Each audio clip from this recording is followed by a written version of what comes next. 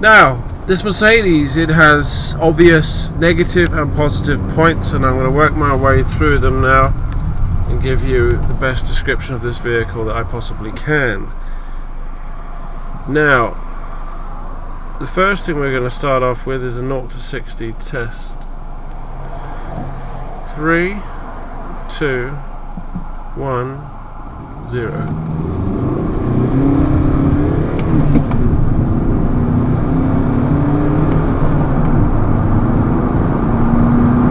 60. It's interesting this, because this car doesn't really seem to come to life until you get past about 50 miles an hour, and being a 6-speed manual, it then pulls very handsomely through the gears, but the initial starting off, it really does struggle. Now, I'm going to pick up on the bad points on this car. The first major point is the steering, oddly enough.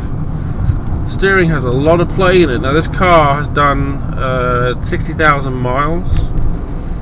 Okay, but the steering has a lot of play in it. It doesn't respond at all, and when you drive along and you give it a wiggle test, it bounces all over the place, but I will demonstrate that more when we get up to speed.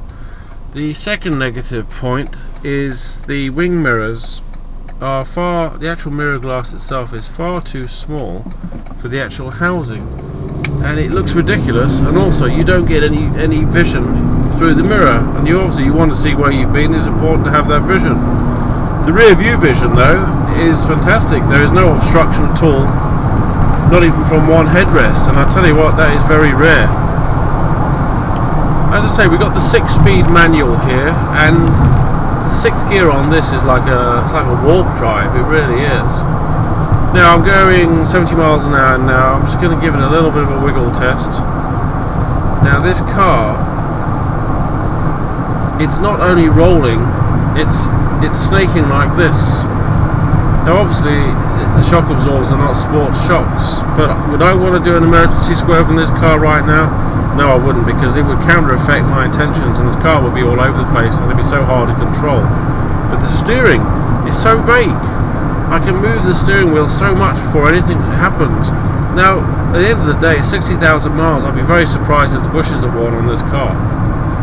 So the steering box, does that need replacing? Or 60,000 miles from Mercedes?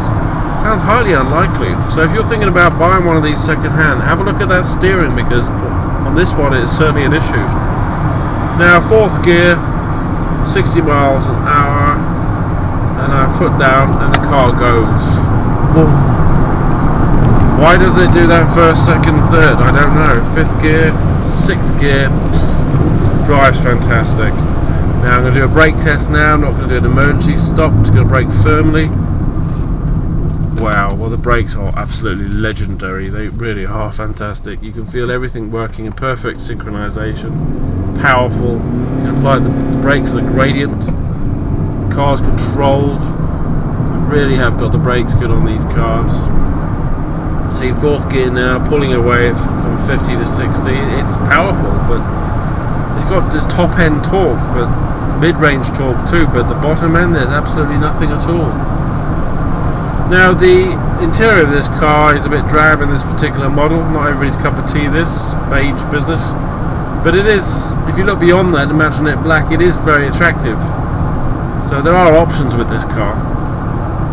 The dials are nice, they're very easy to read, they're not obstructed by the steering wheel in any way, which is another thing which is becoming a rarity in some cars.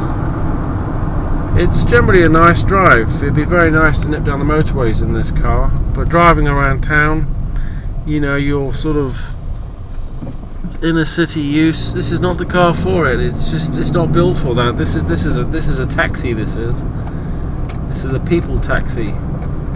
It's not for nipping around doing the shopping, dropping the kids off. Unless you're going to be driving up and down the motorways, you know, I really wouldn't bother with this car. But if you do want to go down this road with this vehicle, I would strongly recommend going for something with sportier shocks. And as I said earlier on, check out the steering, because there's certainly a steering issue with this car, so there might be with another one. After all, it's only done 60,000 miles. Unfortunately, this is not the best Mercedes.